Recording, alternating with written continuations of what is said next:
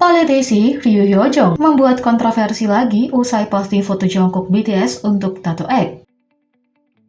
Perwakilan Ryu Hyojong dari Partai Keadilan telah menjadi berita utama saat dia menarik perhatian dengan menghadiri sesi pleno Majelis Nasional dengan gaun one piece pink pendek yang menghadiri audit parlemen dengan mengenakan helm dan pakaian kerja. Dalam kedua kasus ini, politisi dikritik karena pakaiannya karena banyak yang menyatakan dia tidak memahami keseriusan dan formalitas acara ini.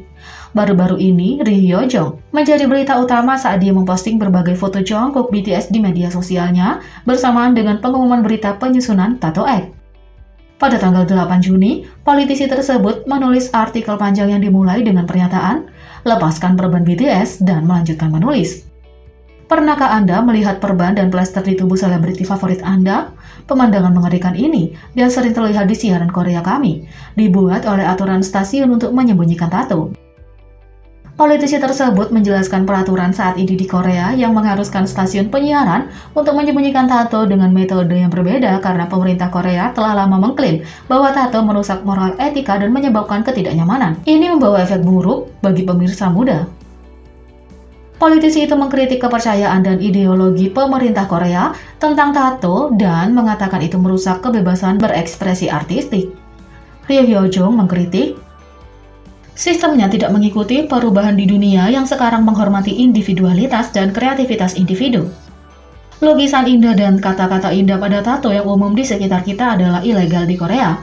Korea memiliki lebih dari 3 juta orang yang memiliki tato, dan tato telah dianggap sebagai seni tinggi yang melanda dunia.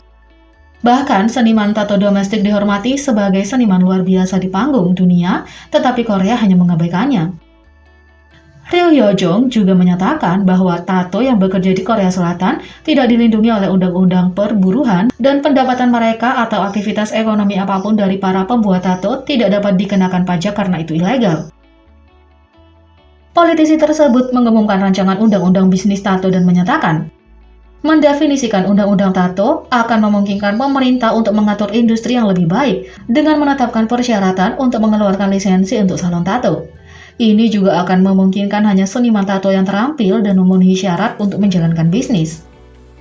Ryu Hyojong menekankan bahwa Tattoo Business Act akan melindungi para pembuat tato dan menjamin hak-hak masyarakat atas manajemen kesehatan, kebersihan, dan keselamatan.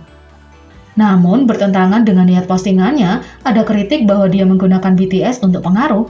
Penggemar BTS telah meminta politisi itu untuk menghapus foto Jungkook dan menyatakan, "Saya tidak ingin Anda menggunakan BTS untuk politik. Saya mengerti dan setuju dengan apa yang Anda kejar. Saya suka Anda mengusulkan RUU ini, tapi tolong hapus foto BTS dan Jungkook." Yang lain menulis, "Ada artis dan idola lain yang memiliki tato, tetapi Anda menggunakan anggota idola khusus ini membuatnya jelas bahwa Anda melakukan untuk mendapatkan perhatian. Dan tolong jangan gunakan BTS sebagai alat untuk gerakan politik Anda." Fans dan netizen sama-sama mengkritik bahwa politisi itu menggunakan BTS sebagai sarana untuk menarik perhatian publik, tetapi pada gilirannya memakukan citra bahwa Jungkook adalah anggota idola bertato. Netizen mengkritik, "BTS dan Jungkook bukanlah lambang selebriti bertato. Saya pikir Anda bisa mengekspresikan tujuan Anda dan Tattoo Egg dengan cara yang berbeda. Tidak menyenangkan melihat Anda menggunakan ketenaran BTS dengan cara ini." Dan yang lain menulis, "Saya mendukung RUU itu, tapi tidak menggunakan Jungkook BTS seperti itu."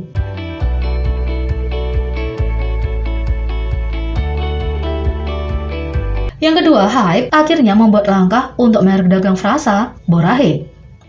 Hype Corporation akhirnya membuat langkah untuk merek dagang frasa tanda tangan BTS Borahae atau I Purple You.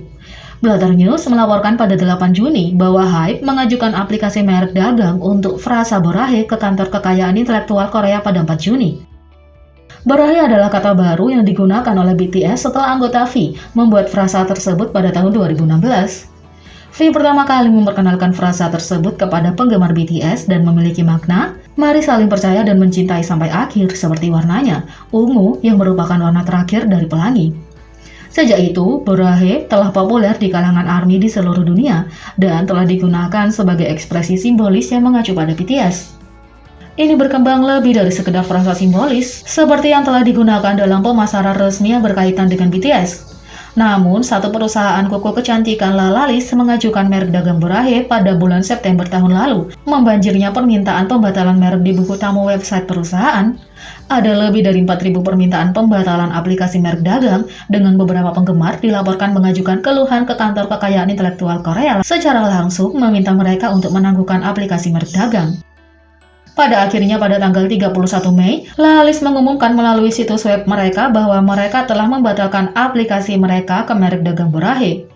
Perusahaan tersebut menulis, "Kami sangat meminta maaf karena telah menimbulkan kekhawatiran bagi para penggemar yang mencintai BTS dengan menerapkan hak merek dagang dari frasa Borahae. Sebagai orang Korea, kami akan terus mendukung BTS dan K-pop untuk menyebar ke seluruh dunia." Meskipun insiden tersebut diselesaikan dengan perusahaan yang membatalkan aplikasi merek dagang, para penggemar mulai mengungkapkan keprihatinan mereka untuk melindungi frasa tersebut dan bahwa HYBE harus melindungi hak-hak artis dan merek dagang mereka. Sebelumnya, HYBE Corporation tidak mengajukan merek dagang terpisah dengan ekspresi tersebut meskipun telah digunakan sebagai desain pemasaran pada banyak produk BTS. Namun, setelah serangkaian kontroversi atas aplikasi merek dagang, tampaknya perusahaan mengambil tindakan untuk melindungi frasa tanda tangan ini. Pada hari yang sama, HYBE menyatakan kepada Blotter News, "Karena ada upaya terus-menerus untuk memperoleh hak atas persyaratan perwakilan yang terkait dengan HYBE dan artisnya, kami telah menyadari ini sebagai masalah serius. Kami melakukan yang terbaik untuk mendapatkan hak, untuk mencegah bisnis lain memiliki atau memiliki kata-kata yang terkait dengan artis kami. Klaim hak cipta atas Borahae juga merupakan bagian dari keberatan ini," kata label HYBE.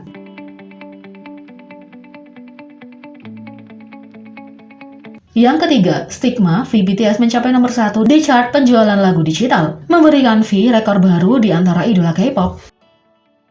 Dalam perayaan ulang tahun ke-8, pengungkapan senjata rahasia BTS Kim Taehyung alias V, basis penggemar mencetak Stigma ke nomor 1 di chart penjualan lagu digital dunia Billboard. Stigma adalah lagu solo pertama V yang dirilis di bawah album BTS 2016, Wings, yang ia tulis dan buat bersama saat ia berusia 19 tahun. Sebelumnya, lagu solo V lainnya Inner Child dan Singularity juga mencapai nomor 1 di chart ini, menjadikannya satu-satunya idola Korea dengan 3 lagu solo yang mencapai tonggak sejarah ini. V adalah satu-satunya vokalis bariton BTS dan penampilannya yang luar biasa dari Stigma menunjukkan jangkauan vokalnya yang luas dan kemampuannya untuk berpindah antara nada rendah, sedang, dan tinggi dengan sempurna. Dia telah mendapatkan banyak pujian dari para profesional di industri musik. Billboard dalam fitur khusus mereka BTS 50 Best Song, Critics Picks, memuji suaranya di Stigma dan memuji vokal bariton V bahkan berhasil membuat suara falsetto berasap.